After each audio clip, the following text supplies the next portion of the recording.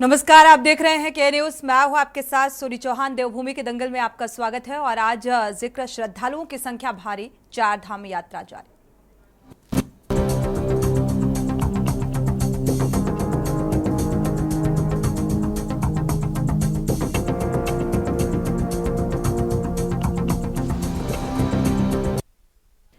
देवभूमि के दंगल में वापसी करेंगे, सीधे बहराइच का रुख कर लेते हैं, जहां पर सीएम योगी आदित्यनाथ पहुंचे हुए हैं, चुनावी जनसभा को संबोधित कर रहे हैं। सुख में एक नाम लेते हैं, वह नाम है राम का नाम होता है और अंतिम यात्रा भी निकलती है तो राम नाम सत्य है कह करके अंतिम यात्रा भी निकलती है।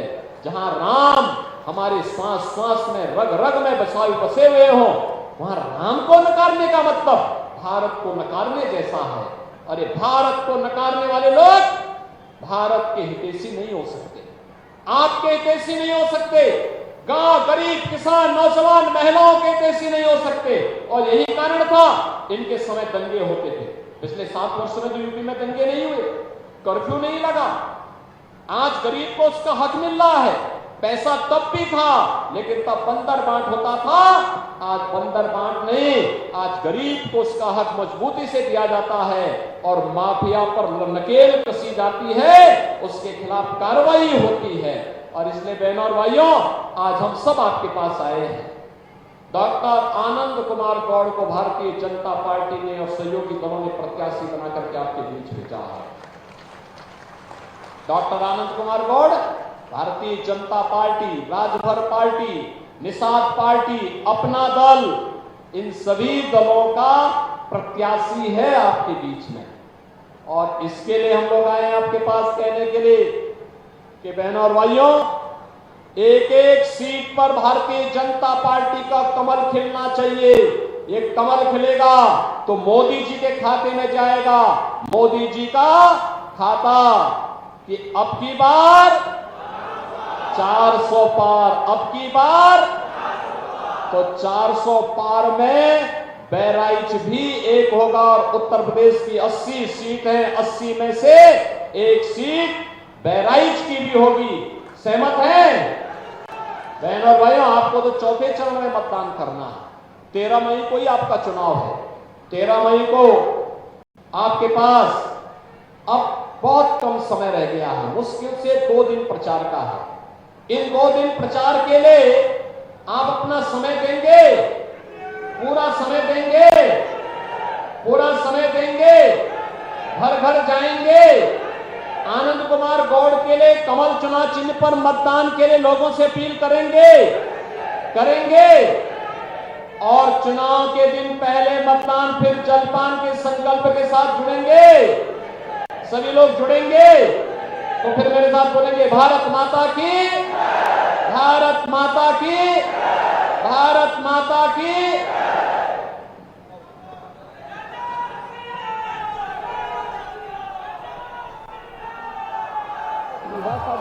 समझा क्या? कट्टर सनातनी हूं मैं, मिट्टी में मिला हूं। तो सीएम योगी आदित्यनाथ चुनावी जनसभा को संबोधित करते हुए नजर आए। बहराइच यानी कि चौथे चरण में मतदान होना है, अपने प्रत्याशी के समर्थन में वोट की अपील करते हुए नजर आए। देवभूमि के दंगल में वापस लौटते हैं। हिंदुओं की आस्था की सबसे बड़ी धार्मिक यात्रा यानी कि 4 धाम यात्रा का आज से आगाज हो चुका है। अक्षय तृतीया पर्व पर हर हर महादेव के जयकारों के साथ बाबा केदारनाथ धाम के कपाट सुबह 7 बजे खुल गए और इसके साथ ही यमुनोत्री और गंगोत्री धाम के भी कपाट विधि विधान और पूजा अर्चना के साथ खुल गए हैं। वहीं बद्रीनाथ धाम के कपाट 12 मई को खुलेंगे। कपाट खुलने का जो साक्षी बनने के लिए हजारों श्रद्धालु पहले से ही चारों धामों में पहुंचे हुए हैं। और वहीं 4 धाम यात्रा को लेकर श्रद्धालुओं में काफी उत्साह देखा जा रहा है। आलम यह है कि अब तक 22 लाख से ज्यादा श्रद्धालुओं ने रजिस्ट्रेशन कराए हैं और सरकार को उम्मीद है कि 75 लाख से ज्यादा श्रद्धालु इस बार चारों धामों के दर्शन के लिए आएंगे। और वहीं श्रद्धालुओं की बढ़ी हुई जो संख्या है उसे सकुशल चारों धामों के दर्शन कराना सरकार के लिए एक बड़ी चुनौती भी है। विपक्ष ने सरकार पर 4 धाम यात्रा के लिए कोई तैयारी न करने का आरोप लगाया है। कांग्रेस का कहना है कि सरकार ने पिछले सालों के अनुभव से कुछ सीख नहीं ली और अब की बार यानी कि इसकी वानगी है कि रजिस्ट्रेशन काउंटर पर ही देखने को मिल रही है। इसके साथ ही डॉक्टर्स की समुचित व्यवस्था का ना होना, श्रद्धालुओं के ठहरने की उचित प्रबंध ना होना, ये तमाम अव्यवस्थाएं हैं जिसे विपक्ष गिना रहा है। सरकार ध्यान सिर्फ श्रद्धालुओं के आंकड़ों पर है, न कि व्यवस्थाओं पर। इस बात का भी जिक्र करता हुआ नजर आ रहा है। कांग्रेस ने मुख्यमंत्री पुष्कर सिंह धामी पर सरकारी आदेशों के उल्लंघन का भी आरोप लगाया है। दरअसल राज्य सरकार ने शुरुआती 15 दिनों तक वीवीआईपी दर्शन पर रोक लगाई है और ऐसे में मुख्यमंत्री ने केदारनाथ धाम के कपाट खुलने के अवसर पर उपस्थिति होकर अपनी ही सरकार के फैसले का उल्लंघन किया। और आज इसी मुद्दे पर विस्तार से चर्चा करेंगे। पहले आपको रिपोर्ट दिखाते हैं।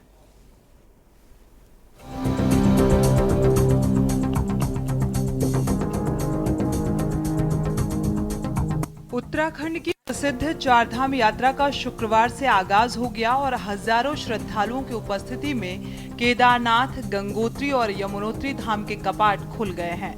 और इस वर्ष की भी चारधाम यात्रा को लेकर श्रद्धालुओं में काफी उत्साह देखने को मिल रहा है। आलम यह है कि शुरुआत में ही अब तक 22 लाख से ज्यादा श्रद्धालुओं ने रजिस्ट्रेशन कराए हैं। सरकार को उम्मीद है कि 75 लाख से ज्यादा श्रद्धालु इस बार चार धामों के दर्शन के लिए आएंगे और चार धामों के लिए श्रद्धालुओं की बड़ी संख्या को सकुशल चारों धामों के दर्शन कराना सरकार के लिए एक बड़ी चुनौती है। वहीं मुख्यमंत्री पुष्कर सिंह धामी का कहना है कि सरकार ने चाक चौबंद व्यवस्थाएं की है। वहीं कांग्रेस प्रदेश अध्यक्ष करण माहारा का कहना है कि सरकार की कोई तैयारी नहीं है। सरकार का ध्यान सिर्फ श्रद्धालुओं की संख्या पर है, न कि व्यवस्थाओं पर। हम चारों धाम यात्रा जा रहे हैं। कहाँ से आए हैं? हम एमपी खरगोन से आए हैं। यहाँ की व्यवस्थाएं किस तरह की हैं? बहुत अच्छी व्यवस्था है और हमको बहुत खुशी हो रही है वहाँ जाने के लिए। हम पहली बार आए हैं यहाँ। कितने लोग हैं? हम कम से कम 25 लोग हैं। हम सभी लोग पूरे साल भर करते हैं कि चार धाम यात्रा शुरू हो, बाबा केदार के कपाट खुले, भगवान बद्री विशाल के कपाट खुले, यमुनोत्री गंगोत्री के कपाट खुले और आज यहाँ पर बाबा बद्री विशाल के भी कपाट खुलेंगे। आज बाबा केदार के कपाट खुल रहे हैं, यमुनोत्री गंगोत्री सभी चार धाम यात्रा शुरू हो गई है। इस अवसर पर यहाँ पर कपाट खुलने के अवसर पर प्रत्येक वर्ष, पिछले वर्ष से भाई हिमांशु चमोली जी और उनकी टीम लगातार शुरुआत के दिनों में भंडारे का आयोजन करते हैं। मैं पूरी टीम को बहुत बधाई देता हूँ, बहुत शुभकामनाएं देता हूँ कि बाबा उन पर कृपा करें और आने वाले जो श्रद्धालु हैं, तीर्थयात्री हैं, पर्यटक हैं, उन सभी को प्रसाद ग्रहण करने का अवसर आप सबके प्रयासों से मिलता है। आज इस अवसर पर यहाँ पर उपस्थित हमारे बद्रीनाथ केदारनाथ मंदिर कमेटी के अध्यक्ष भाई अजेंद्र जी, हमारी पार्टी के अध्यक्ष श्री महावीर पवार जी, श्रीमती मधु भट्ट जी और हमारे बीच में आज आसाम से चलकर बाबा के दर्शन करने के लिए हमारे आसाम के मुख्यमंत्री आदरणीय हेमंत बिस्व शर्मा जी की धर्मपत्नी शर्मा जी भी यहाँ पर आए हैं। दो चीज़ें इसमें गंभीर है, आपकी बात पे मैं आ रहा हूँ। एक, वहाँ 20,000 से ज़्यादा घोड़ों की आवश्यकता पड़ती है, जो अभी तक का रिकॉर्ड आप निकाल लीजिए। इस बार केवल 5,000 घोड़ों को परमिशन दी जाएगी, ये बात वहाँ का प्रशासन कह रहा है, जो दुर्भाग्यपूर्ण है। दूसरा, चारधाम यात्रा का इंतज़ार हमारे गांव के लोग करते थे उस इलाके के, और वो आपने देखा होगा जब हम केदारनाथ जाते थे तो छोटे छोटे खुमचे लगाए रहते थे, जिससे यात्री को भी फायदा होता था। पानी मिल जाता था पीने को, मैगी खाने को मिल जाती थी, चने खाने को मिल जाते थे, बिस्किट बन मिल जाते थे, ताकि आदमी खाते पीते किसी तरीके से अपनी 21 किलोमीटर की यात्रा को, पैदल यात्रा को पूरा कर लेता था। इस बार स्थानीय लोगों को वहाँ स्टॉल, छोटे छोटे जो पन्नी लगा के होकर के स्टॉल लगाते थे, किसी को लगाने नहीं दिए जा रहे। और यह आरोप वहाँ के हमारे कार्यकर्ता लगा रहे कि साहब ये कुछ चुनिंदा लोगों को, जो इनके अपने कार्यकर्ताएं हैं, उन लोगों को शायद बाद में परमिशन दे, लेकिन वहाँ के स्थानीय लोगों को इस समय वहाँ स्टॉल लगाने की परमिशन नहीं दी जा रही, जो दुर्भाग्यपूर्ण है। आपको बता दें कि 12 मई को बद्रीनाथ खुलने के साथ ही विधिवत चारों धामों के कपाट खुल जाएंगे। वहीं केदारनाथ धाम के कपाट खुलने के साथ ही सरकार की टेंशन बढ़ गई है। दरअसल केदारनाथ में पुनर्निर्माण कार्य के तहत भवनों के आगे गड्ढों को बनाने से नाराज केदार सभा, तीर्थ पुरोहित समाज और हक हकूक आधारियों ने संबंधित अधिकारियों के खिलाफ कार्रवाई न होने से नाराज होकर केदारनाथ में अनिश्चितकालीन के लिए भी सभी व्यापारिक और अन्य प्रतिष्ठान अनिश्चित काल के लिए बंद कर रखा है, जिससे लोगों को काफी परेशानी हो रही है। वहीं इस बीच कांग्रेस ने मुख्यमंत्री पुष्कर सिंह धामी व तीर्थ पुरोहित समाज और हक हकूक आधारियों ने संबंधित अधिकारियों के खिलाफ कार्रवाई न होने से नाराज होकर केदारनाथ अन्य प्रतिष्ठान अनिश्चित काल के लिए बंद कर दिया है और जिससे लोगों को काफी परेशानी हो रही है। वहीं इस बीच कांग्रेस ने मुख्यमंत्री पुष्कर सिंह धामी पर सरकारी आदेशों के उल्लंघन का भी आरोप लगाया है। दरअसल राज्य सरकार ने शुरुआती 15 दिनों तक वीवीआईपी दर्शन पर रोक लगाई है और ऐसे में कांग्रेस का कहना है कि मुख्यमंत्री ने केदारनाथ धाम के कपाट खुलने के अवसर पर उपस्थित होकर अपनी ही सरकार के फैसलों का उल्लंघन किया है। कि सरकार के दावे हर बार खोखले होते हैं।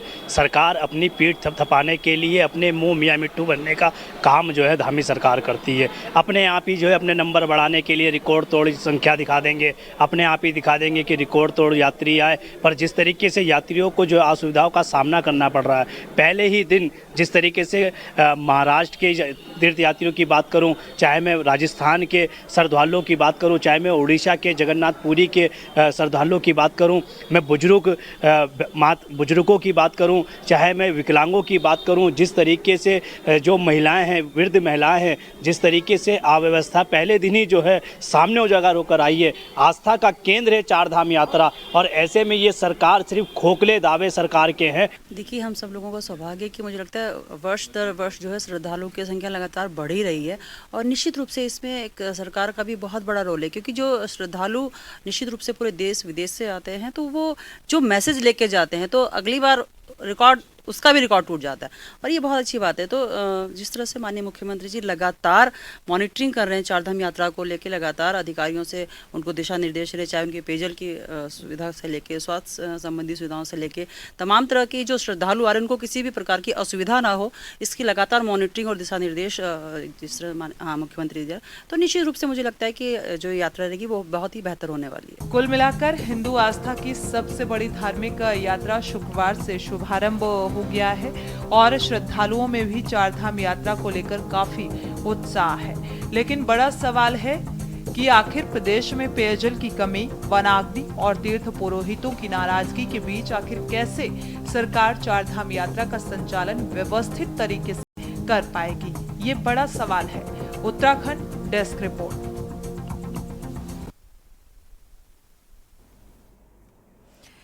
तो देवभूमि के दंगल में आज चर्चा इस बात को लेकर, क्योंकि बाबा केदार का दीदार करने के लिए जो श्रद्धालु हैं, श्रद्धालुओं का जो रेला है वो निकला हुआ है चार धामों की इस यात्रा के लिए। गंगोत्री और यमुनोत्री की दर्शन की शुरुआत आज से आगाज हो चुका है और अब विपक्ष जो सवाल उठा रहा है उन तैयारियों को लेकर, क्योंकि पिछली बार जो व्यवस्थाओं के दावे किए गए उनको लेकर भी विपक्ष ने सवाल उठाए थे और एक बार फिर उन व्यवस्थाओं और अव्यवस्थाओं से कोई सीख सत्ताधारियों ने नहीं ली, ये सवाल भी उठाया जा रहा है। इसी को लेकर चर्चा करते हैं। हमारे साथ खास मेहमान जुड़ चुके हैं। उमेश सती जी हैं, माफ़ कीजिएगा, कांग्रेस प्रवक्ता भी हमारे साथ जुड़े हुए हैं। आशीष नौटियाल जी, आपका बहुत बहुत स्वागत है। साथ ही यूकेडिया प्रवक्ता अनिल थपलियाल जी जुड़ चुके हैं, आपका बहुत बहुत स्वागत है इस चर्चा में शामिल होने के लिए। वरिष्ठ पत्रकार भी जुड़े हुए हैं, कुलदीप अराना जी, आपका बहुत बहुत स्वागत है इस चर्चा में शामिल होने के लिए। सुनीता विद्यार्थी जी हैं, बीजेपी प्रवक्ता, आपका भी बहुत बहुत स्वागत है इस चर्चा में शामिल होने के लिए। शुरुआत बीजेपी प्रवक्ता से कर लेते हैं, सुनीता जी से। सुनीता जी, तैयारियों को लेकर इस बार फिर से सवाल किए जा रहे हैं विपक्ष की तरफ से, तैयारियां क्या चाक चौबंद हैं इस बार? देखिए, सर्वप्रथम तो आप सभी को और पूरे देशवासियों को चार धाम के कपाट खुलने के लिए, जब दर्शनार्थ आज कपाट खुले हैं, उनकी बहुत बहुत शुभकामनाएं और बधाई। और जहां तक सुविधाओं की बात है और व्यवस्थाओं की बात है, देखिए भारतीय जनता पार्टी ने अपना पूरा होमवर्क जो है वो कर लिया है और अभी पिछले हफ्ते ही हमारी जो मॉनिटरिंग टीम है उन्होंने एक एक चीज वहां पे चेक की है। हर तरीके से वहां पे सभी सुविधाएं चाक चौबंद हो, उसका पूरा जायजा माननीय मुख्यमंत्री जी ने खुद किया है। और लगातार जो है हमारी वहां पे टीम्स जो वहां पे बनी हुई है वो एक एक चीज की वहां पे बारीकी से देख रेख कर रही है, चाहे वो स्वास्थ्य संबंधी विषय है, चाहे परिवहन को लेकर है, चाहे हमारी जी फिर इन व्यवस्थाओं को लेकर सवाल क्यों? हाँ, क्योंकि मैं उसी पर आ रही थी। देखिए सोनी जी, कांग्रेस पार्टी ने हमेशा ही विरोध करना अब अपनी नियति बना ली है। और ये नियति इसलिए भी बन गई है क्योंकि इनके ऊपर जो आला कमान इनका बैठा है, वो हमेशा ही सनातन विरोधी बातें करते हैं। तो उनका जो प्रेशर है वो कहीं न कहीं उत्तराखंड कांग्रेस पार्टी को प्रभावित करता है। अभी आप देखिए आए दिन इनके अभी सैम पित्रोदा की बातें ले लीजिए, बातें तो क्या थी, टिप्पणियां की हैं भारतवासियों पर, वो अपने आप में इतनी निंदनीय है। दूसरी बात, इन्होंने उसके बाद जो है राहुल जी ने शक्ति को ललकारा, उसके बाद अभी मणिशंकर अय्यर जी देखिए क्या बोल रहे हैं। आज का विषय खैर डिफरेंट है, लेकिन आज मणिशंकर जी की यही बातों को बताना मैं चाह बता रहा था दूं कि सुनीता वो जी, कह रहे मुद्दा हैं ही कि नहीं है ये। अपने दुश्मन जो आपके देश हैं उनके साथ इज्जत से आप पेश आइए, नहीं तो वो बॉम्ब गिरा देंगे। मतलब आप इनकी मानसिकता को देखिए। इन्हें तो निश्चित रूप से सभी को एक बार यहाँ पर आके भगवान के सामने नाक रगड़ के माफी मांगनी चाहिए कि हम लोगों को सद्बुद्धि दें और हमारी बुद्धि सही से काम करे, ताकि ये जो मनगढ़ंत बातें और टिप्पणियां ये जनता के बीच में गुमराह करने की जो कोशिश इनकी है, ये बिल्कुल बहुत ही खराब है। क्योंकि सोनी जी देखिए, विश्व स्तर के 4 धाम हमारे पवित्र धाम हैं, हमारे विश्व स्तर के श्रद्धालु यहाँ पर आते हैं और उन श्रद्धालुओं की अगाध श्रद्धा और उनके विश्वास पे कितनी बड़ी चोट कांग्रेस पार्टी करती है। अभी आज कपाट खुले हैं और आज ही इन्होंने रोना शुरू कर दिया। अभी आप विलाप देखते जाइएगा कि पिछली बार तो 55 लाख से ज्यादा श्रद्धालुओं ने यहाँ पे दर्शन करके पुण्य लाभ लिए थे। विपक्ष का और इस सवाल बार है तो कि इससे भाई भी डबल होने वाले हैं। सत्ता पक्ष और की आंकड़ों पर नजर है, ना कि उन व्यवस्थाओं पर नजर है जो व्यवस्थाएं होनी चाहिए। कांग्रेस का ये मानना है कि भाई 20,000 घोड़ों की आवश्यकता होती है, 5,000 की प्रशासनिक स्तर पर अनुमति मिली है, जो स्थानीय लोग हैं उनको स्टॉल्स नहीं देना जा रहा है।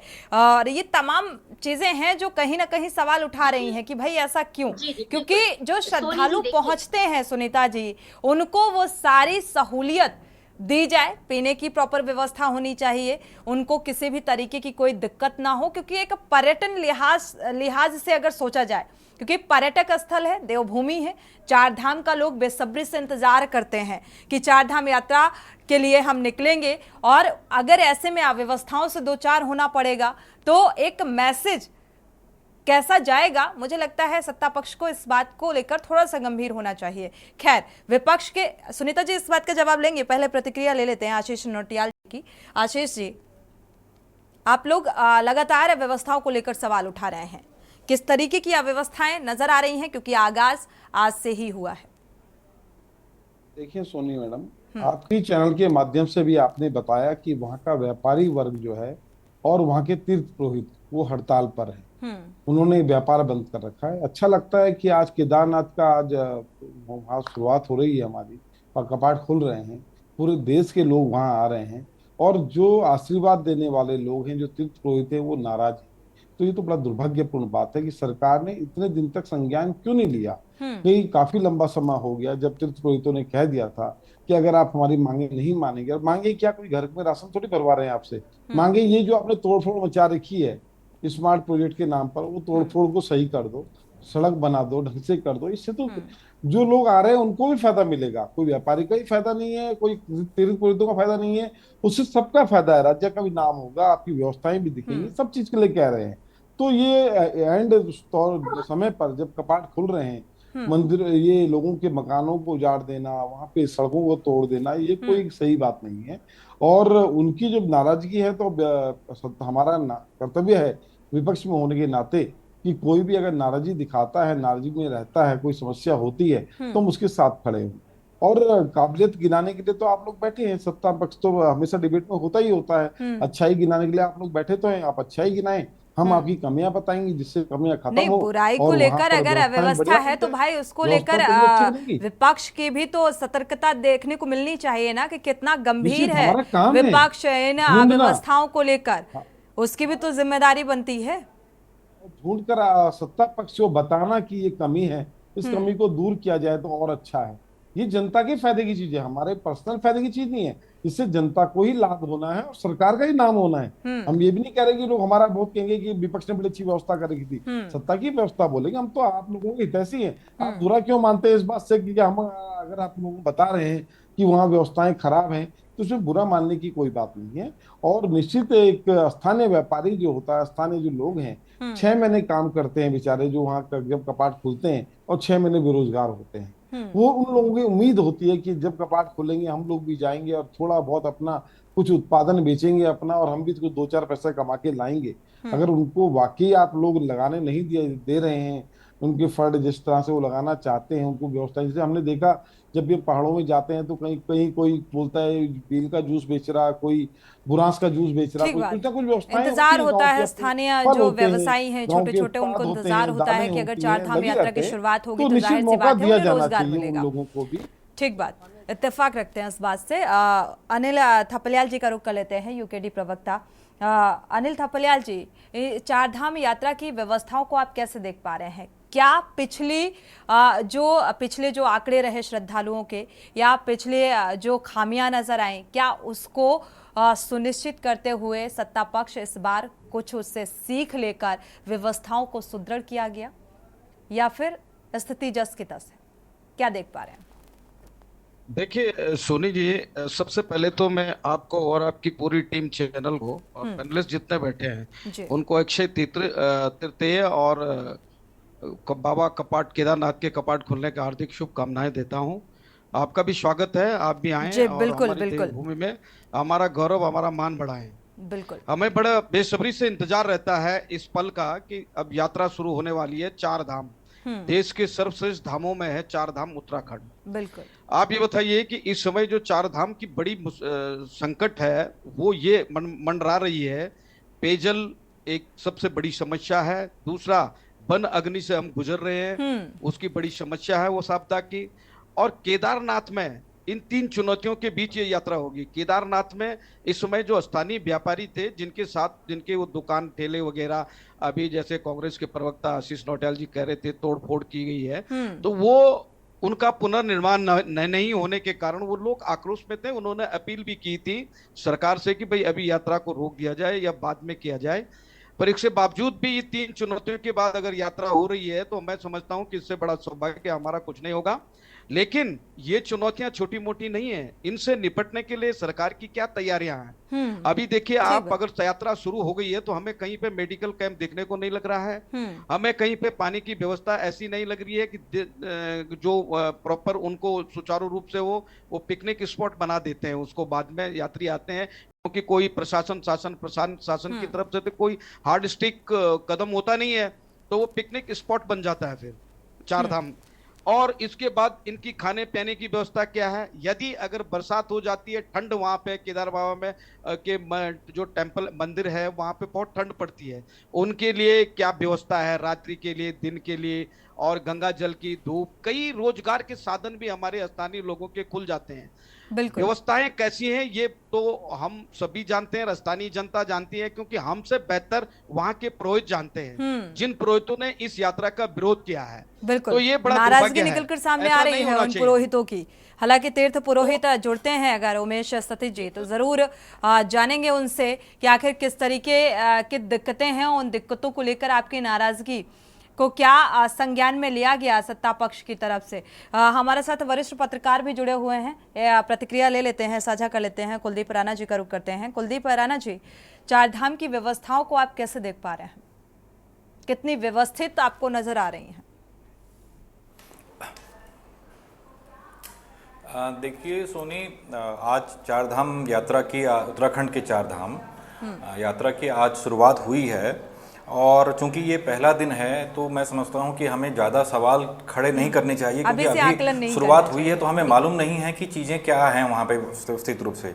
अभी से हम उसका आकलन नहीं कर सकते हैं, लेकिन हाँ इतना ज़रूर है कि अभी केदारनाथ में आज जब कपाट खुले तो वहाँ के कुछ विजुअल्स मैंने देखे हैं, सोशल मीडिया पे काफ़ी रहे, क्योंकि सूबे के मुख्यमंत्री अपने सपरिवार वहाँ दर्शन करने गए हुए थे, और कुछ एरियल शॉट्स जो आए तो वो बड़े चिंताजनक थे, क्योंकि वहाँ जो क्राउड वहाँ पहुँचा था, जो भीड़ वहाँ पर उपस्थित थी, वो भीड़ बड़ी मेरी चिंता बढ़ा रही है, क्योंकि हमने अभी 10 साल पहले केदारनाथ को आपदा में सरोवर पाया है, ठीक है। केदारनाथ की आपदा ने पूरे विश्व को झकझोर के रखा है। बिल्कुल। ऐसे में जो एक सस्टेनेबल टूरिज्म यात्रा होनी चाहिए, उसकी दिशा में ये जो शुरुआती कदम है ये चिंताजनक है। हमें कल परसों पता चला कि ऋषिकेश में जो रजिस्ट्रेशन सेंटर है वहाँ पर जो यात्री हैं उनके साथ पुलिस के साथ उनकी झड़पें भी हुई, क्योंकि वो उतना मतलब वो व्यवस्था उतनी पुख्ता नहीं हो पाई जितने दावे सरकार कर रही थी। और सरकार को भी ये मालूम है कि भाई हमारे यहाँ रिकॉर्ड तोड़ दर्शनार्थी क्राउड आ रहा है, क्योंकि अब मैं दर्शनार्थी या इनको वो यात्री इसलिए नहीं कहूँगा, क्योंकि जिस तरह की चीज़ें हम देख रहे हैं, एक तो एक ये बड़ी गलती हमारी सरकारों की तरफ से हुई है कि हमने चारधाम यात्रा को तीर्थाटन की बजाय पर्यटन में ज़्यादा कन्वर्ट कर दिया है। और वहाँ जो क्राउड आ रहा है, क्योंकि देखिए हम सब यहाँ पहाड़ के रहने वाले हैं, मैं समझता हूँ जितने यहाँ जो चाहे प्रवक्ता विभिन्न दलों के ये बैठे हुए हैं, और मैं भी खुद उत्तराखंड का रहने वाला हूँ, और मैं तो स्वयं बद्रीनाथ का रहने वाला हूँ, वहीं चमोली डिस्ट्रिक्ट का। तो हमने यात्राओं के उस स्वरूप को देखा है जो जिसको यात्रा का स्वरूप, मूल स्वरूप कहा जाता था। लेकिन अब जिस तरीके से लोग वहाँ पहुँच रहे हैं, तो पहले तो हमें ये व्यवस्थित करना होगा कि तीर्थाटन और पर्यटन, बिल्कुल, इन दोनों को मिलाना नहीं होगा, क्योंकि जो लोग वहां पहुंच रहे हैं उनमें से उनका भक्ति भाव कुछ नहीं है। आपने आपके ही चैनल पे मैं अभी देख रहा हूं कि जो विजुअल चल रहे हैं उसमें केदारनाथ में कई लोग लंबी लंबी स्टिक्स पे, वो छोटे जो आजकल कैमरे जो शूट करते हैं सोशल मीडिया के लिए, उनकी भरमार लगी हुई है, ठीक है। तो ये जो अपने उसके लिए टीआरपी के लिए जो लोग जा रहे हैं वहां पे व्यूअरशिप बढ़ाने के लिए, इन्होंने अब देखिए यात्रा रूट में ये पहाड़ी क्षेत्र है, कितना दबाव होगा। अब आपको लगता है क्या, मैं भाजपा की प्रवक्ता से जानना, वो बेहतर बता सकती हैं इस बारे में, कि जितना क्राउड आज वहां दिख रहा था, क्या इन लोगों के रात के रुकने की वहां व्यवस्था हो पाएगी? हुई होगी? एक छोटी सी बात है। आप ये एक छोटा सा सवाल है, आप देखिए कि इतने लोग वहां होंगे, अगर ये वहां पर क्या व्यवस्थाएं हैं, वो उसका वहां का जो पवित्र वातावरण है, शौच की क्या व्यवस्था होगी? बिल्कुल, आप सोच के देखिए चीजें कितनी प्रभावित करती हैं। लिमिटेशन तय करनी होगी। साथ ही आंकड़ों से खुशी हो रही है सत्ता पक्ष को या फिर चिंता करने की जरूरत है, ये अहम सवाल है। क्योंकि अगर भीड़ का ये आंकड़ा, श्रद्धालुओं का ये आंकड़ा बढ़ता है तो वाकई ये चिंताजनक है, क्योंकि जो वहाँ की स्थितियां हैं उत्तराखंड की, जो भौगोलिक स्थिति है, वो अभी वनाग्नि की घटनाएं, पानी की किल्लत, और ऐसे में चारधाम यात्रा का आगाज और इसको लेकर विपक्ष के वो तमाम सवाल और व्यवस्था कितनी सुनिश्चित है, इसको लेकर चर्चा को आगे बढ़ाएंगे एक छोटे से ब्रेक के बाद।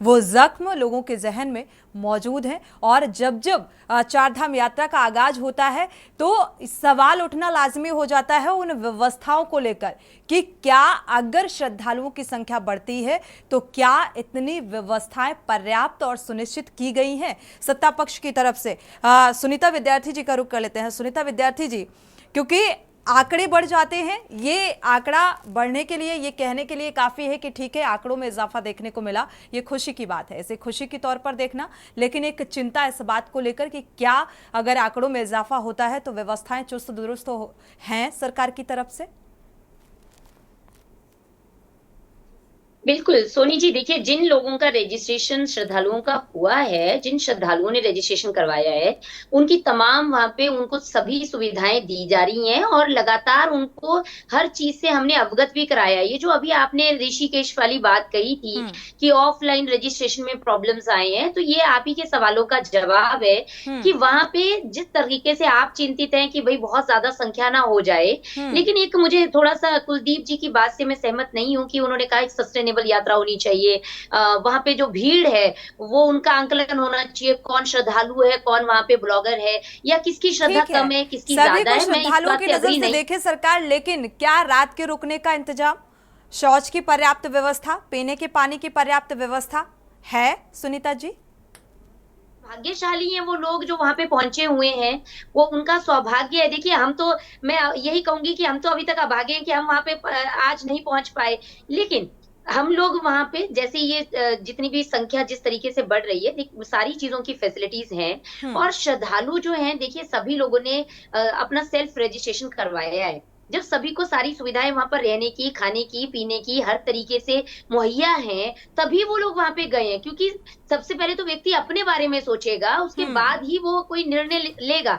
तो यहाँ पे इस बात से चिंतित होने की आवश्यकता नहीं है। फर्स्ट डे था और जिस प्रकार से आप देखिए कि सनातन धर्म की तरफ जो अगाध श्रद्धा बढ़ी है, मैं तो यही कहूंगी कि बढ़ी है पहले के कंपैरेटिवली, और अब के कंपैरेटिवली में बहुत फर्क है। तो ये कंपेयर करना होगा, क्योंकि पहले हमारे बुजुर्गों को हमने देखा है कि वो जब अपना सर्व पूरे जीवन यापन कर लेते थे, उसके बाद मोक्ष की प्राप्ति के लिए 4 धाम यात्रा करते थे और अपने आप को भाग्यशाली मानते थे कि भाई हम ऊपर जाने से पहले एक बार दर्शन जरूर कर ले। तो ये एक महत्व रहता था। लेकिन आज जो है, ये बात इस बात से अग्री करती हूँ कि पर्यटन जो है, पर्यटन और तीर्थाटन जो है वो अलग अलग है। निश्चित रूप से जो धार्मिक पर्यटन है उसमें धार्मिक पर्यटन ही होना चाहिए और जो तीर्थाटन है उसका स्वरूप बना रहना चाहिए धार्मिक तौर पर। लेकिन ये जो बाकी हम लोग कह रहे हैं, आज इतनी जो टेक्नोलॉजीज हैं इतनी आ गई है कि हर व्यक्ति चाहता है कि अगर मैं वहां जा रहा हूं। देखा जाए तो अभी जो 4 धाम यात्रा की शुरुआत हुई, अभी इससे पहले वनाग्नि में अभी तक नियंत्रण नहीं हो सका है। पानी की किल्लत की समस्या को लेकर भी चर्चा की जा चुकी है और ऐसे में अब 4 धाम यात्रा का आगाज हो रहा है। जो स्थानीय लोग हैं, कंप्लीट कर लो इसके बाद आप बोलिएगा। जो स्थानीय लोग हैं उनको इंतजार रहता है इस बात का कि अब 4 धाम यात्रा की शुरुआत होगी, तो ऐसे में अब रोजगार के अवसर उन्हें मिलेंगे और ऐसे में उन स्थानीय जो छोटे छोटे रोजगार के लोग जो स्टॉल्स लगाते हैं खाने पीने की चीज़ों के या कुछ और तरीके के, तो ऐसे में उनको रोका गया या उनको वो मौका नहीं दिया गया। इसको लेकर क्या कहेंगी, ऐसा क्यों?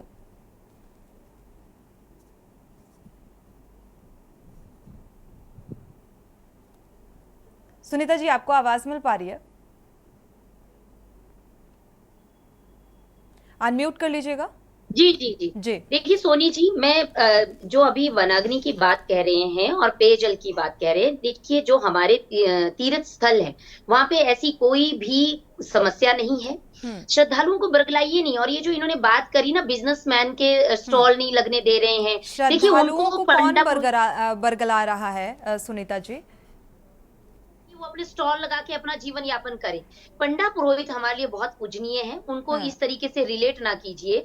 हाँ, अगर उनके पास कोई ऐसा संज्ञान में आया है, क्योंकि वहाँ की जो स्थानीय समस्याएं होती हैं सोनी जी, वो हम लोग सबसे पुरोहित भी तो नाराज हैं। क्या उनकी नाराजगी से इत्तेफाक है सुनीता जी?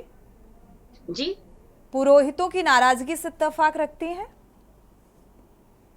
नहीं नहीं, देखिए अगर पंडा पुरोहित हमारे किसी भी प्रकार से अगर इस तरीके से किसी समस्या से जूझ रहे हैं, निश्चित रूप से उनसे बात होनी चाहिए, उनकी बातों का समाधान पहले होना चाहिए। और दूसरी बात ये है कि देखिए ये केदारनाथ में किसी की मकान उजाड़े, केदारनाथ में कहीं किसी के स्टॉल नहीं लगने दिए, ये सारी चीजें जो है, जो बद्रीनाथ में पुनर्निर्माण हो रहा है वहां की समस्या को ये रिलेट कर रहे हैं। लेकिन गंगोत्री, यमुनोत्री, केदारनाथ धाम के जो आज तीर्थ कपाट खुले हैं, वहां पे ऐसी कोई समस्याएं नहीं है। लेकिन जहाँ पे ये जो बिजनेसमैन के जो स्टॉल की बात आ रही है सोनी जी, ये पुनर्निर्माण का हिस्सा है जो उनको बेहतर से बेहतर बनाकर देंगे। तो इसमें अगर वो ये कह रहे हैं कि नहीं यात्रा मत करवाओ, अभी लेट करवाओ, तो फिर यही कांग्रेस से जो बाद में पूछेगी कि भाई क्यों नहीं आपने समय से करवाए, आपके पास क्या तंत्र नहीं था। तो ये सारी चीजें जो देखिए डिबेट में तो अच्छी लगती हैं, लेकिन प्रैक्टिकली वहां पे क्या चीजें हैं वो समझना ज्यादा जरूरी है। श्रद्धालु ज्यादा से ज्यादा आए, उनको किसी प्रकार से ठीक गुमराह है, न इस बात करिए। के जवाब भी अभी हम लेते हैं। सब लोग आशीष चाह रहे हैं- नौटियाल जी, हकीकत से वास्ता रखती है सत्ता पक्ष। देखा जाए, अभी आपने सुनीता जी की बात सुनी होगी, पुनर्निर्माण का जो हिस्सा है उससे जोड़कर देख रही हैं, जो स्थानीय लोगों को स्टॉल्स नहीं लगाने दिए जा रहे हैं। विपक्ष खामेखा इसे मुद्दा बना रहा है।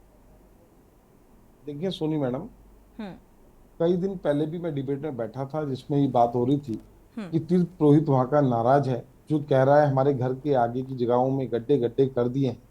तो शायद सुनीता मैडम की नॉलेज में ना हो, लेकिन हम तो डिबेट में बैठे थे, हमें तो पता है इस बात का। और वहां से पंडा पुरोहित भी आए थे आपकी डिबेट के माध्यम से।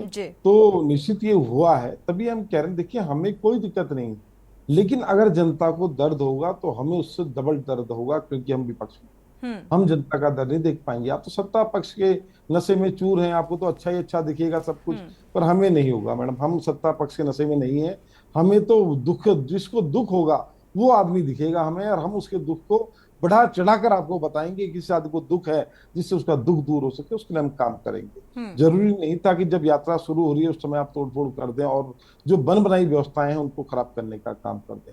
हमें पता है आप लोगों ने इलेक्टोरल बॉन्ड के मार्फत पैसा खाया है, तो आपको उन्हें धंधा देना है, और धंधा देने के लिए बन बनाई सड़कों को तोड़ने का काम करना है। आप तोड़ेंगे सड़कों, जिन्होंने 70% खाया और वो कह रहे हैं 25% वालों को कि आपने खाया है। हम पता है हमें कितना खाने का काम तो कांग्रेस पार्टी करती है आशीष भाई, खाने पीने का काम तो कांग्रेस पार्टी का है। ये मंसूबे उन्हीं के होते हैं, भगवा के मन में इसको रिलेट मत कीजिए यहाँ पे। लोगों के मन में पाप है। आपके पास तो 70 वर्षों तक सरकार रही है आपकी, आपने तो कितना लूटा खसूटा खाया पिया, आप बेहतर जानते हैं। कलेर दिल से लगाता है और कौन राजनीति से लगाता है हम जानते हैं। आप लोग राजनीति के लिए भगवा का प्रयोग करते हैं, हम दिल से भगवान को मानने वाले। तो वहां बिल्कुल बिल्कुल, आप लोग तो कब क्या बन जाए, आपके तो राहुल बाबा कब राहुलेश्वर बन जाए पता नहीं चलता है। जो लोग गाय को मारते हैं, एक्सपोर्टर हैं, उनसे भी और फिर उसी धर्म को ढोंग करते हैं, और फिर उसके बाद उसी शक्ति से लड़ने की बात भी करते हैं। तो आपका तो आधार ही नहीं है कुछ भी, और होगा कैसे? संस्कार ही नहीं है, भारतीय संस्कार लाने पड़ते हैं भाई, भारतीयता सीखनी पड़ती है। वहाँ की बातें क्या बतानी, किस किस से आपने पैसा खाया, हम जानते हैं कि भ्रष्टाचार। ठीक है, चारधाम यात्रा पे लौटते हैं, चारधाम यात्रा पे लौटते हैं, मुद्दे पर लौटते हैं। आशीष नौटियाल जी, मुद्दे पर रहकर बात करते हैं।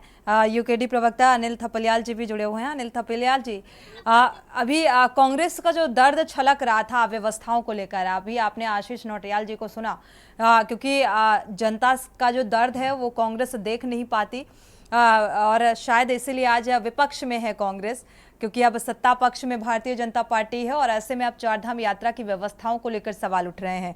पुनर्निर्माण का जो जिक्र किया गया, क्योंकि जो पुरोहित हैं, पंडा पुरोहितों की नाराजगी भी इसी बात को लेकर है कि किस तरीके से ये गड्ढे किए गए, तमाम उन व्यवस्थाओं को लेकर सवाल। क्योंकि आप क्षेत्रीय पार्टी हैं तो बेहतर आपको पता होगा कि किस तरीके से जो नाराजगी है, क्या उस नाराजगी से सत्ता पक्ष इत्तेफाक रखता है?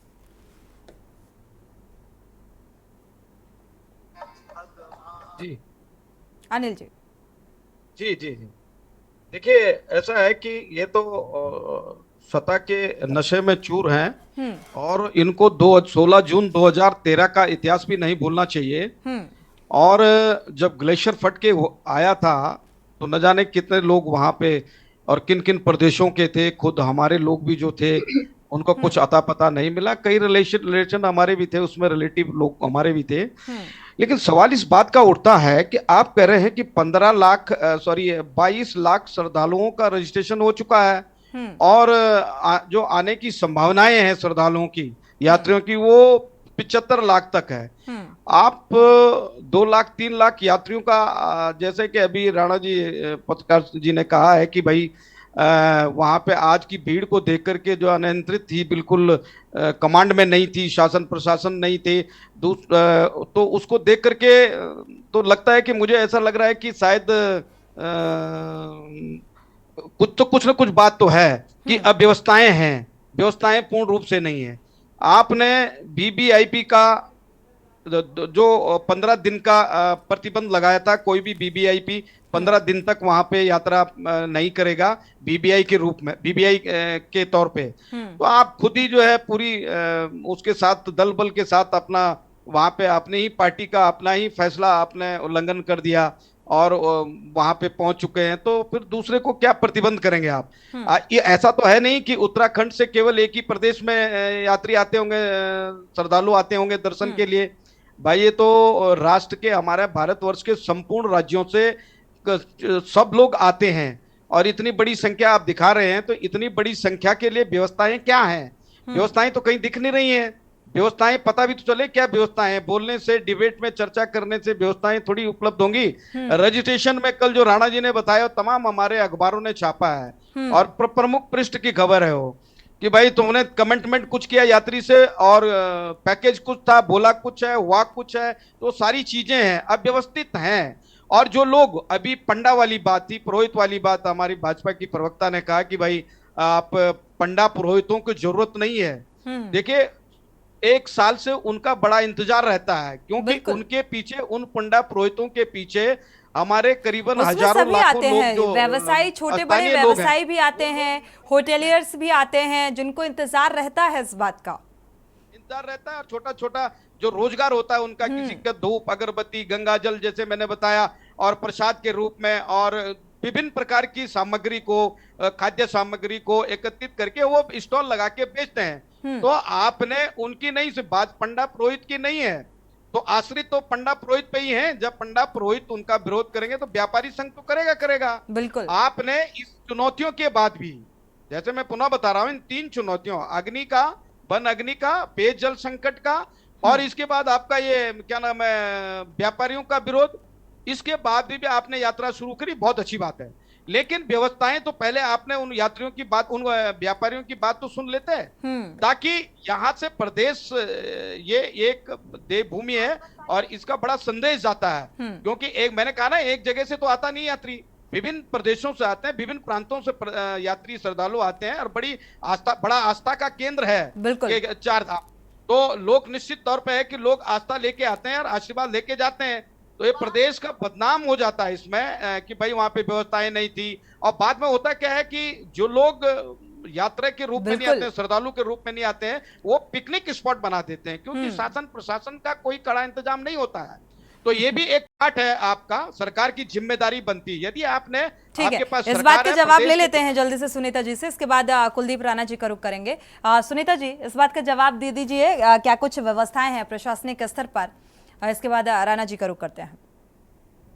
देखिए सोनी जी, आज प्रथम दिवस था, कपाट आज खुले और आज के दिन जो आप इतने श्रद्धालुओं को वहां देख रहे हैं, ये ही सबसे बड़ा व्यवस्था का पुख्ता सबूत है। क्योंकि अगर व्यवस्थाएं नहीं होती तो इतने लोग वहां कैसे पहुंचते? अब रही बात इनकी चिंता की कि भाई वहां पे जो है पिकनिक स्पॉट ना बन जाए, तो देखिए ऐसा है, सरकार की तरफ से पहले ही अपनी गाइडलाइंस में क्लियर कर दिया है कि जो भी वहां पे ब्लॉगिंग करता हुआ पाया जाएगा या कोई किसी भी तरीके से अनैतिक कार्य करता हुआ पकड़ा जाएगा या अपनी यूट्यूबरी के लिए वो स्पेशली वहां पे आया है तो उनको वहां पे बख्शा नहीं जाएगा, ये पहले ही कह दिया गया है। मुझे ये समझ नहीं आता कि जो गाइडलाइंस हैं उनको भी हमारे साथी पढ़कर आए तो उनको पता चल जाएगा कि सरकार ने क्या क्या सुविधाएं वहां पे मुहैया की है। या फिर भाई एक बार दर्शन जरूर करा लेने चाहिए ताकि उनके ये मन मुटाव भी दूर हो जाए कि वहां पे क्या हो रहा है क्या नहीं हो रहा है। मैं तो ये कहूंगी कि देखिए सभी सुविधाएं हैं, मैंने जैसे आपको बोला, सभी हमारे, अगर स्वास्थ्य विभाग की बात करें तो हमारे डॉक्टर्स, फार्मासिस्ट, हमारे बीपी चेकर, हर एक प्रकार से, किसी को बीपी की प्रॉब्लम हो जाती है, कईयों को एसिडिटी की दिक्कत हो जाती है, कईयों को ठंड लगने से जो मौसम चेंज होता है, कई तरीके की कितने मेडिकल कैंप लगाए गए हैं सुनीता जी, क्योंकि ये आंकड़ा जो है 22,000 श्रद्धालु अब तक पहुंचे और ये आंकड़ा धीरे धीरे बढ़ जाएगा और आशंका अनुमान भी आकलन भी किया जा चुका है कि इतना आंकड़ा बढ़ सकता है, तो उस आधार पर ये व्यवस्थाएं जो हैं वो काफी होंगी। बिल्कुल डेफिनेटली अगाध श्रद्धा के साथ में श्रद्धालु आए और हमारी पूरी कोशिश है कि हम लोग हर स्तर पर उनको हर प्रकार से सुविधाएं देने में सक्षम है और हमने किया भी है और करके भी देंगे। और पहले ही हमारा माइंड सेट है कि इस बार जो है ये श्रद्धालुओं का आंकड़ा दुगना हो सकता है, तो हमारे अधिकारी हमारी व्यवस्थाएं बिल्कुल चकाचौंध हैं। आप किसी प्रकार की फिक्र ना करें और अगर आपको ज्यादा ही प्रूफ चाहिए तो एक बार दर्शन जरूर कर लें ताकि आप लोगों का भी मार्गदर्शन करें, लोगों को गुमराह ना करें। ठीक है कुलदीप राणा जी, वो तमाम अहम जो सवाल उठाए जा रहे हैं विपक्ष की तरफ से या यूकेडिया जो प्रभारी हैं मीडिया प्रभारी, वो जिस बात का जिक्र कर रहे थे व्यवस्थाओं को लेकर, पंडा पुरोहितों की नाराजगी, व्यवसायियों की नाराजगी और इन तमाम चुनौतियों के बाद चार धाम यात्रा को सुनिश्चित और व्यवस्थित संपन्न कराए जाने का जो जिक्र कर रहा है सत्ता पक्ष या सुनीता जी जो कर रही हैं, क्या लगता है व्यवस्थित रहेंगी सारी व्यवस्थाएं? क्योंकि ये आंकड़ा छोटा मोटा आंकड़ा नहीं है, श्रद्धालुओं की संख्या लगातार बढ़नी है। देखिए ये बहुत अच्छी बात है कि उत्तराखंड में यात्रा में लोग आ रहे हैं। सवाल जो उठाए जा रहे हैं वो सरकार की खामियों को लेकर के नहीं उठाए जा रहे हैं, वो इसलिए उठाए जा रहे हैं ताकि व्यवस्थाएं जो कमी रह गई है, जो शासन तंत्र सरकार से छुपा रहा है, उन कमियों को हम लोग उनके सामने रख रहे हैं और सरकार को चाहिए कि उनको वो धैर्यपूर्वक सुने और उनको सुधारे ताकि व्यवस्थाओं को और सुदृढ़ किया जा सके। ठीक है सुनीता जी का कहना है भाई खामियां इतनी नजर आ रही हैं तो आप पहले दर्शन करिए, इसके बाद आप बताइए कि क्या व्यवस्थाएं हैं। हाँ नहीं बिल्कुल बिल्कुल सोनी, मुझे थोड़ा सा समय दीजिएगा। जी बिल्कुल। अभी सुनीता बहन ने जो पहले कमेंट किया था, पहले जो बात कह रही थी वो जब आपने मेरे बाद उनसे पूछा था जी, और उसके बाद अभी मुझसे पहले जब आपने उनसे पूछा तो उनके जो दोनों बयान थे, उन दोनों बयानों में एक फर्क आ गया था, क्योंकि मुझे लगता है कि बीजेपी की जो मीडिया टीम है उन्होंने उनको तुरंत अपडेट दे दिया होगा, तो उन्होंने उसको काफ़ी चीज़ों को सुधारा है। क्योंकि जो वो ब्लॉगिंग वाली, मैं जब तीर्थाटन और पर्यटन को लेकर के बात कर रहा था और मैंने जो ब्लॉगिंग सवाल उठाए थे सोशल मीडिया वाले, है ना, क्योंकि इस पर तो स्वयं पिछली बार जो बीकेटीसी के चेयरमैन हैं उन्होंने भी वहाँ नोटिस लगाया था, कार्रवाइयाँ भी हुई, उस पर रोक लगी है वहाँ पे, तो शायद ये भूल जाते हैं या चीज़ों को लेकर के, वो उनकी टीम ने उपलब्ध करा दी। देखिए हम राज्यवासी हैं और इसके विरोधी नहीं हैं। पहले तो भाजपा को अपने दिमाग से ये बात निकाल देनी चाहिए, भाजपा प्रवक्ता को ये अपने दिमाग से निकाल देनी चाहिए। दूसरी बात ये है कि मैं आपको एक विजुअल दिखा रहा हूँ, एक फोटो दिखा रहा हूँ, हो सके तो आप सब देखिएगा, ये आपके कैंपस में, ये शायद जो हम लोग अगर यात्रा पे गए हों तो सभी लोगों को ध्यान होगा कि ये टनल कहाँ पर की है। ये टनल जो है बद्रीनाथ रूट में जोशीमठ से आगे एक जगह है पाताल गंगा, जोशीमठ के पास जी, ठीक है। ये जगह इतनी खतरनाक हुआ करती थी कि इस जगह का नाम ही इसलिए पाताल गंगा रखा गया था कि कभी अगर यहाँ पर एक्सीडेंट वगैरह कुछ हो जाते थे तो फिर उनकी गाड़ियों का और उन व्यक्तियों का मिलना नामुमकिन होता था। ठीक, ये प्रधानमंत्री नरेंद्र मोदी ने जब ऑल वेदर रोड को बनाया और उसके बाद जब ये बद्रीनाथ यात्रा रूट जब तैयार हुआ, और मैं स्वयं, क्योंकि पिछले साल की यात्रा में जब गया मैं, तो मुझे इतना सुखद आश्चर्य हुआ, क्योंकि मैं वहां का रहने वाला हूं, उस रूट से मैं हमेशा गुजरा हूं। हम लोग जब कॉलेज में पढ़ते थे उसके बाद से लेकर के जब हम जर्नलिज्म में आए, हम इन तमाम रास्तों से गुजरते थे और मैं सरप्राइज हुआ कि भाई वो पाताल गंगा वाला एरिया कब चला गया। ठीक, तो इतनी शानदार सड़कें, इतनी चौड़ी सड़कें, इतनी बढ़िया सड़कें, और जहां ऋषिकेश से बद्रीनाथ पहुंचने में 2 दिन का समय लगता था, हम लोगों ने 6 से 7 घंटे में हम ऋषिकेश से बद्रीनाथ पहुंच गए। बिल्कुल ठीक है, ये प्रधानमंत्री मोदी ने किया, भाजपा की ही सरकार के नेता ने किया है। ठीक, यही कारण है कि यात्रियों के लिए यात्रा सुगम हो गई है, लोग पहुंच रहे हैं वहां, लेकिन वहां जो व्यवस्था होनी है वो राज्य सरकार की जिम्मेदारी है। ठीक, अभी मैं देख रहा था कि हम लोग मुख्यमंत्री वीआईपी दर्शन को लेकर के मुख्यमंत्री पर सवाल खड़े कर रहे थे। देखिए, हर चीज को लेकर के राजनीतिक सवाल खड़े करना उचित नहीं है। ये अच्छी बात है, मुझे मेरे दृष्टिकोण में ये अच्छी बात है कि मुख्यमंत्री आज केदारनाथ में थे, क्योंकि जो क्राउड था वो उन्होंने स्वयं देखा है। वहां जो मिसमैनेजमेंट हुआ होगा वो भी उन्होंने स्वयं देखा है, क्योंकि वो सपरिवार थे और उनके साथ भी वहां धक्का मुक्की हो रही थी। जब वो मंदिर के दर्शन करके बाहर आ रहे थे तो उनके परिवार के साथ भी धक्का मुक्की हो रही थी, मैं देख रहा था। वो थोड़ा इसलिए अधिकारियों को ठीक है ना, तो उन्होंने खुद महसूस किया होगा। ठीक है, और बिल्कुल, और अच्छी बात यह है कि इसका फर्क दिखना चाहिए। दूसरी बात यह है कि देखिए, यात्रा में सबसे महत्वपूर्ण पहलू होता है क्राउड मैनेजमेंट का। बिल्कुल, ये प्रदेश ऐसा प्रदेश है जो कुंभ भी करवाता है।